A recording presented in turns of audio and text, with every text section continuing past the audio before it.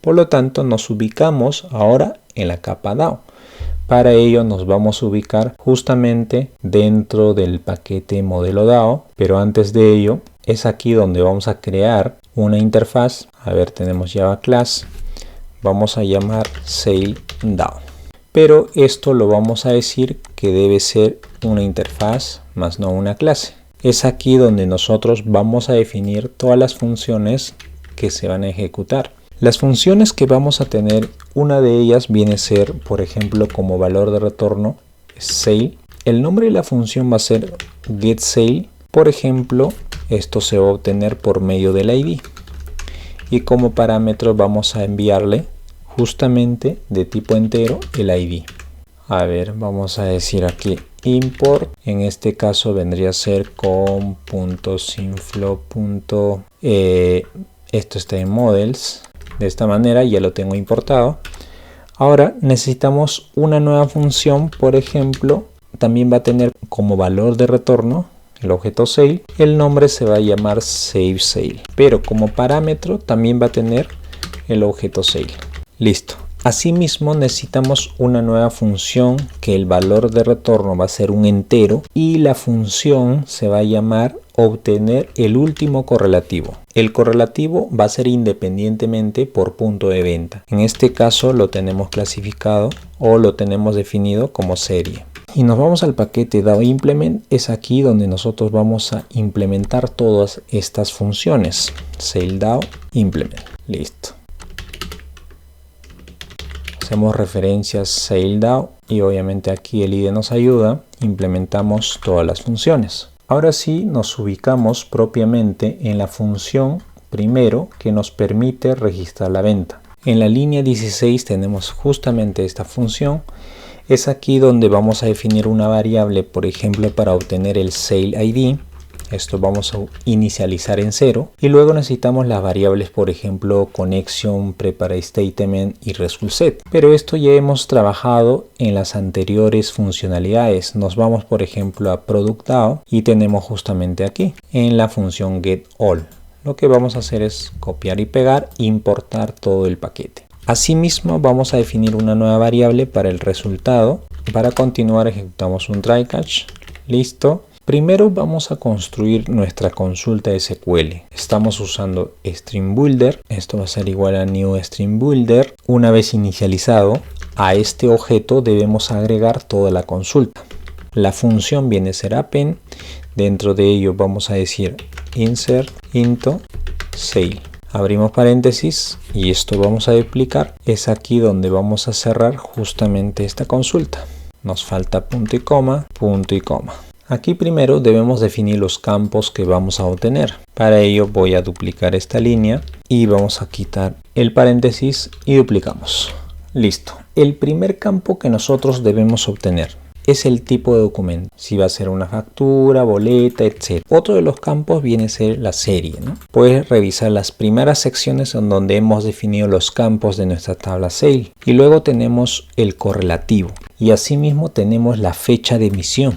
Y asimismo tenemos el monto neto y también tenemos el monto del IVA y luego tenemos el monto total. Y asimismo tenemos el estado del comprobante, que también es muy importante. Y adicional a ello, esta venta a quién lo pertenece.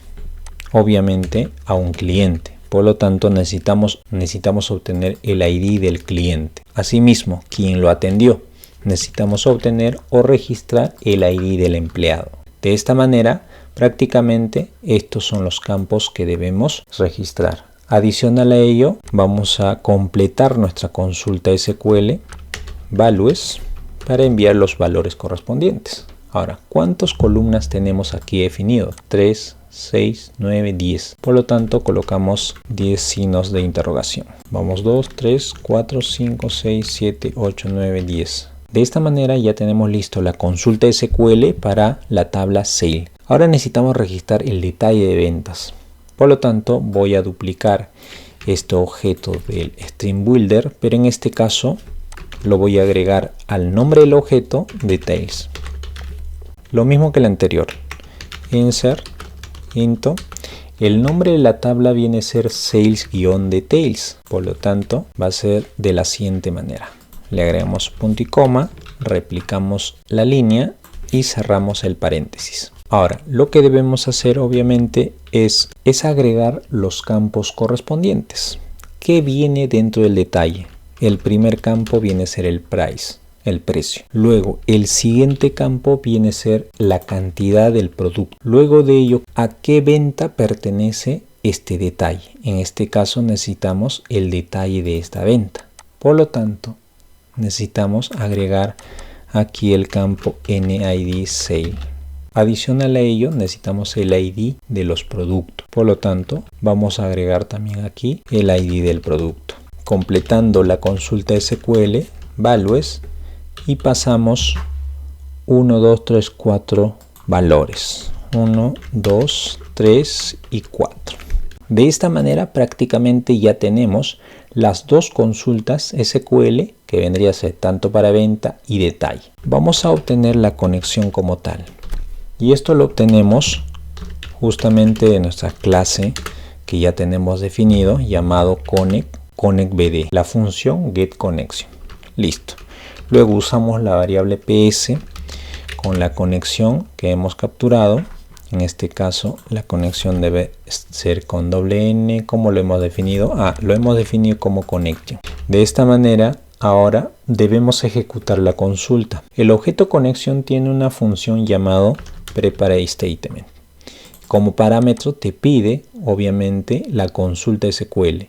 Primero necesitamos el query insert, que vendría a ser de ventas, y asimismo necesitamos pasar como parámetro indicando que nos retorne el ID que se ha generado. Aquí nos está saltando error, nos dice que el string builder debe ser convertido a string, por lo tanto vamos a usar la función llamada toString. Hasta el momento ya le hemos pasado, por ejemplo, la consulta SQL y estamos indicando que nos retorne el ID que ha generado. Ahora necesitamos enviar o asignar todos los valores propiamente que va a ingresar desde la parte de front o desde la parte del controller a este query, ¿no? En este caso, cuando se ha creado el insert, aún están como incógnito. Usamos la variable PS, vamos a usar la función setString. Independientemente de la posición debemos agregar el valor. El primer valor debe ser el tipo de documento. Por lo tanto, vamos a decir que está en la posición 1 y es aquí vamos a obtener del objeto sale getTypeDoc. Listo. En ese orden debemos completar todos los valores para estos campos que hemos definido en nuestra consulta SQL. De esta manera hemos agregado los valores pero respetando el orden. Primero es el tipo y el último valor viene a ser el ID del empleado. NID Employee. Listo, está en la posición 10. De esta manera debemos ejecutar esta consulta con la función executeUpdate. Agregamos punto y coma, listo.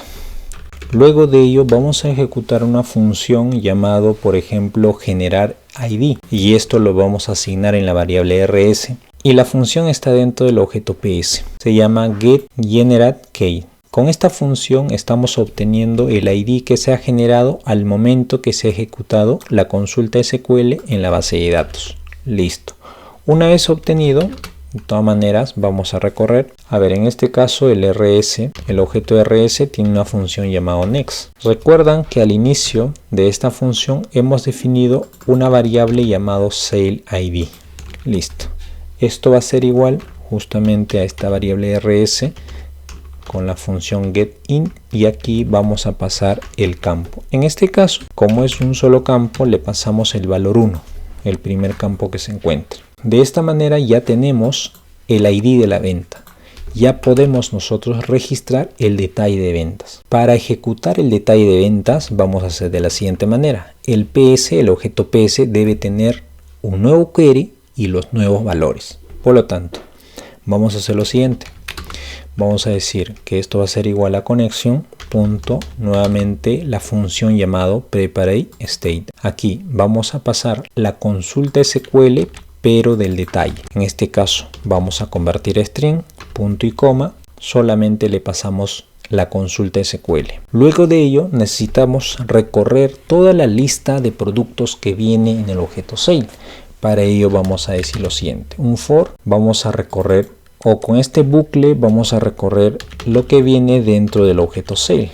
que vendría a ser el detalle. Ahora, lo que debemos hacer es, dentro de este PS, asignar los valores que están en este objeto detalle. Para ello vamos a hacer lo siguiente: ps. El primer campo, el primer valor viene a ser el precio, y el precio viene a ser de tipo double, y esto está en la posición 1. Vamos a decir details.getPrice. De esta manera para los demás campos. No se olviden que, listo, continuamos con el siguiente campo, que vendría a ser, por ejemplo, de tipo entero, en la posición 2.getQuanti. Y luego aquí es muy importante, en este caso nos está pidiendo que se setee o que se asigne en la posición 3 el ID de la venta. En este caso tiene nombre Sale ID. Por último, el ID del producto. En este caso también es de tipo entero, en la posición 4, y esto está dentro de details getProduct.getProductID. De esta manera, dentro de este bucle, independientemente debe ejecutarse por cada producto. O sea que por cada producto se va a hacer un insert, y esto lo vamos a recepcionar la respuesta en la variable R, ps. La consulta, y luego de ello validemos la respuesta. Obviamente, si R es diferente a 0, en este caso debe lanzar una excepción, porque obviamente es un error. Vamos a colocar el mensaje error al guardar el detalle de venta. Ahora, caso contrario, lo que debemos hacer, si todo fue exitoso, actualizar el stock, update stock. Y esta función nosotros debemos implementar justamente en la parte inferior. Lo vamos a llamar private de stock. Listo. En este caso, esta función va a ser de tipo void. No va a tener un valor de retorno. Para cerrar en la parte superior y no haya ningún tipo de error, vamos a hacer lo siguiente. Primero va a haber excepciones de SQL exception. Vamos a tener una exception. Ya lo tenemos prácticamente la estructura bien definida en las anteriores funciones que hemos estado trabajando, por lo tanto no deberíamos tener ningún problema para implementar lo siguiente. Para ello vamos a importar SQL exception, vamos a importar el paquete para no tener este problema, todo el paquete, listo. Necesitamos trabajar con logger. Si nosotros vamos aquí al product, tenemos implementado el logger. Y es aquí donde nosotros debemos replicar. Importamos el paquete de la librería, importamos del paquete correspondiente y luego como parámetro aquí le decimos que es de esta clase SaleDAOImplement. Para la variable conexión vamos a cambiar en la parte superior a con. Y esto vamos a cambiar. Listo. En la parte inferior también. A lo que voy es lo siguiente. Mira, esta estructura ya hemos trabajado en ProductDAOImplement. Si tenemos aquí, por ejemplo, el finally, el catch. Tenemos para los insert, vamos a buscar un insert, por ejemplo. Tenemos aquí el SQL exception, el exception y tenemos el finally. No se olviden que la estructura es lo mismo. Solamente aquí, en este caso, estamos aplicando, por ejemplo, la función rollback. Y adicional a ello, estamos liberando la conexión si por A o B salta una excepción. Y asimismo, con finally, obviamente estamos liberando los objetos RS, PS y conexión. Ahora, lo que se requiere es lo siguiente. Esta función SaveSale necesita que se retorne el objeto sale. Por lo tanto, vamos a hacer lo siguiente aquí. Vamos a utilizar el comando return. Vamos a decir new sale. En todo caso, si bien por ejemplo para crear el correlativo vamos a necesitar el ID de este documento, vamos a hacer lo siguiente. Sale, esto va a ser igual a new sale. Y dentro de este sale lo que vamos a hacer es setear el ID del sale. En este caso se llama Sale ID y justamente la variable que tiene el ID viene a ser Sale ID. De esta manera el valor de retorno ya no sería New Sale sino Sale. Hasta ahí todo bien y ahora sí nos enfocamos en la función de actualizar stock. Para actualizar stock necesitamos algo que es muy importante. A ver, vamos a copiar toda esta estructura del try catch y de los queries que hemos estado trabajando. Quedaríamos de la siguiente manera. A ver, hasta el momento tenemos toda la estructura como venimos trabajando, pero hay algo que es muy importante. Si bien el objeto, si bien la función updateStock es de tipo void, necesitamos recibir parámetros. Por ejemplo, necesitamos de tipo entero el ID del producto. Adicional a ello necesitamos obtener la cantidad y luego de ello necesitamos, por ejemplo, la variable conexión. Con estos tres parámetros ya podemos nosotros realizar la actualización del stock. Nos quedamos solamente con el objeto PreparateStatement. Una vez definido, creamos propiamente el query, pero en este caso el query va a ser para UD. Vamos a preparar nuestra consulta SQL. Entre comillas debe ser update. En este caso debería ser el producto. Los campos que deben ser actualizados simplemente es el campo stock. Necesitamos usar el comando set, identificar el campo. En este caso vamos a identificar el campo stock. El nuevo valor debería ser lo siguiente: el valor del stock actual menos, en este caso, signos de interrogación. Este va a ser el nuevo valor. Ahora, adicional a ello, necesitamos decir que esta actualización lo haga en el registro específico con el comando where NID product. Esto va a ser igual a signos de interrogación. Así quedaría prácticamente nuestra consulta SQL. Usando el objeto PS, esto va a ser igual a la conexión que llega como parámetro y ejecutamos PreparateStatement y le pasamos la consulta SQL. Punto y coma es aquí donde vamos a setear los valores. Por ejemplo, el primer campo viene a ser de tipo entero. Por lo tanto, en su posición 1 debe ir, el valor viene a ser quanti, ya que la cantidad que ha solicitado el cliente debe restar en la cantidad actual que existe como stock para ese producto. También va a ser de tipo entero, en este caso el ID del producto. En su posición 2, Product ID. Luego de ello necesitamos hacer lo siguiente: ejecutar esta consulta. Listo. De esta manera prácticamente hemos terminado. Bueno, en este caso no tenemos la clase o el objeto RS, no hay nada que cerrar. Aquí dentro del finally no vamos a liberar la conexión. Eso se va a encargar propiamente la función anterior donde se ejecuta esta función updateStock. Listo. Guardamos los cambios. No se olviden de quitar ese bloque, por favor. Si vamos aquí en la parte superior nos dice aquí salta error porque necesita obviamente los parámetros que estamos solicitando. Y estos parámetros obviamente están dentro de este objeto details.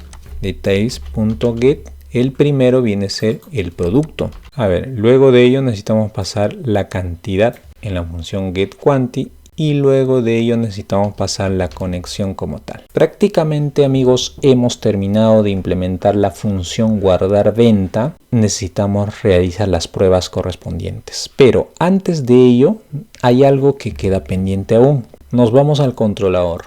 En Controller Sale esto había quedado igual a nulo, quedó pendiente con la implementación. Pero antes de implementar necesitamos instanciar el objeto DAO. Por lo tanto, en la parte inferior vamos a hacer lo siguiente. Así como tenemos aquí un Customer DAO, necesitamos tener un Sale DAO. Esto vendría a ser el nombre de la función getSaleDAO.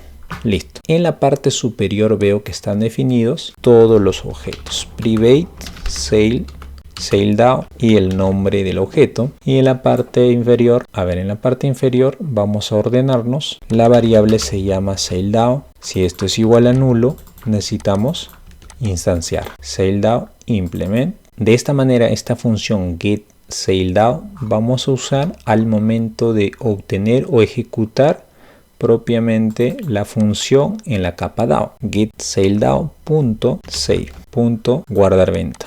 Y le pasamos como parámetro sale. Listo, amigos. Prácticamente hasta aquí estamos guardando la venta. Pero hay algo que queda pendiente. Si retrocedemos a la capa de front, a la capa de vista, ubicamos el archivo sale.js, lo que sucede aquí está llamando a una nueva URL. Por lo tanto, necesitamos crear un nuevo controller. Nos ubicamos en el paquete controller sale. Vamos a crear un nuevo servlet en donde lo vamos a llamar controller file. A ver, esto nos va a servir para descargar el archivo que viene a ser el comprobante de pago. Y la ruta se llama download. De esta manera ya tenemos creado el servlet. Para continuar nos vamos a controller sale. Vamos a copiar la estructura propiamente. A ver, vamos a copiar toda esta estructura. Nos vamos a controller file. Listo. Y luego de ello copiamos algo que es muy importante, que vendría a ser el log. Vamos a declarar antes de la función y listo. Y este controller file le pasamos como un parámetro, listo.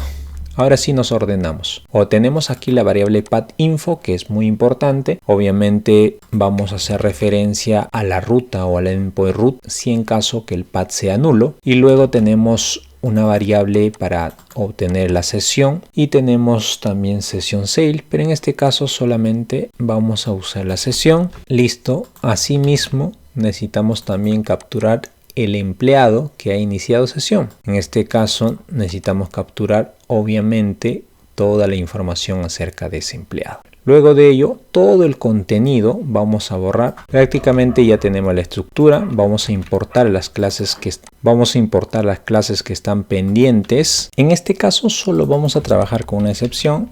Va a ser simplemente la excepción genérico y en la parte inferior lo vamos a borrar eso. Esta parte viene a ser el resultado que enviamos a front en formato JSON, lo cual no lo vamos a usar. Prácticamente va a quedar de esta manera. A ver, tenemos la excepción, estamos imprimiendo el log y asimismo estamos enviando el mensaje error y asimismo estamos redireccionando a la página not found si en caso pasa algún tipo de error. Listo, hasta el momento nuestra estructura ha quedado más limpio. Dentro del switch nos queda pendiente implementar. Para ello vamos a hacer lo siguiente. Agregamos un case. En este caso vamos a hacer referencia a la ruta por medio de nuestras clases constantes. Constant en este caso viene a ser endpoint. Vamos a usar el endpoint root y luego de ello vamos a decir lo siguiente.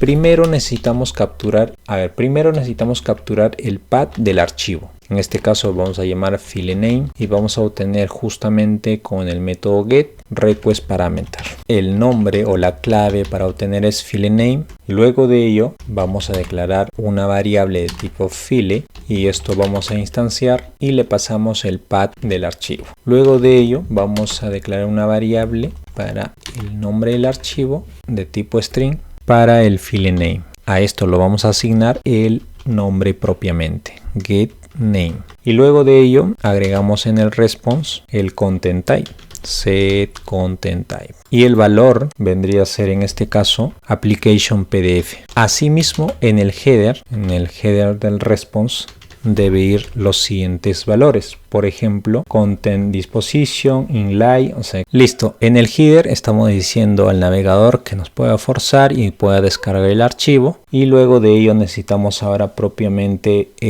leer el archivo. A ver, ahora para el tema de archivos vamos a trabajar dentro del try para controlar los recursos. Try entre paréntesis es aquí donde vamos a usar el objeto file output stream o no, en este caso sería file input stream. Le damos una variable de nombre fis y esto va a ser igual, vamos a instanciar propiamente este objeto y le pasamos como parámetro el archivo propiamente. Listo. Luego de ello necesitamos hacer lo siguiente, punto y coma, output stream, esto viene a ser para la respuesta, esto va a ser igual a response.getOutputStream. De esta manera controlamos los recursos. Y ahora dentro del response vamos a usar la función setContentLength para que de esta manera pueda permitir archivos con el peso considerado, ¿no? En este caso va a ser un entero y el valor lo vamos a obtener propiamente del archivo fill.length. Listo. Ahora lo que sigue es lo siguiente. Vamos a declarar una variable de tipo byte y el nombre va a ser buffer. Esto vamos a instanciar 4096. Ahora necesitamos una variable de tipo entero para la lectura de los bytes y vamos a recorrer todo esto dentro de un byte. Entre paréntesis, byte read. Esto va a ser igual justamente al archivo de entrada, .read. Le pasamos como parámetro a esta función read el buffer y esto debe ser, por ejemplo, diferente a -1. Si esto cumple la condición, vamos a escribir en la variable os con la función bright. Y le pasamos el buffer, adicional a ello necesitamos pasar el parámetro bytereads. A ver, de esta manera, con esto prácticamente vamos a mostrar el archivo en el navegador hacia el usuario. Listo amigos, de esta manera necesitamos realizar las validaciones correspondientes, pero también vamos a decir caso contrario con el comando default. En este caso lanzamos una excepción indicando que esta página no existe. Prácticamente hemos terminado, amigos. Vamos a ejecutar nuestra aplicación y probar.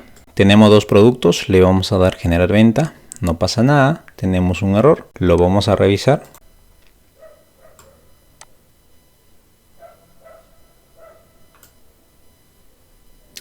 Es como no hubiera compatibilidad con la librería el tipo de dato transaction date. Bueno, amigos, por el error he encontrado algo que he modificado, espero que no les afecte. En la clase sale, los nombres, por ejemplo los atributos que estaban definidos en la librería no hacían un match. En este caso, para hacer un matcheo, deberíamos crear un mapper personalizado, pero como nosotros estamos usando propiamente de la librería DataBean, que vendría a ser el Object Mapper, por lo tanto requiere que estos campos o estos atributos sean igual a como lo tiene el objeto sale definido en la librería, ¿no? La librería se ha definido tal cual como está aquí, así que se ha alineado los nombres de los objetos o de los atributos, se ha alineado a cómo requiere la librería, ¿no? Por ejemplo, si aquí dice Sale ID, en la librería también, o mejor dicho, si en la librería dice Sale ID, debe decir aquí Sale ID. Por lo tanto, cuando nosotros estamos en el controller, aquí en el controlador, nos vamos a la parte donde hacemos el casteo o lo hacemos la conversión. Aquí en esta línea 131 estamos haciendo el convert value utilizando la librería de DataBean. Por lo tanto, esto lo que hace es convertir el objeto sale de nuestro componente o de nuestra aplicación con el objeto sale de la librería. Y adicional a ello, hay campos.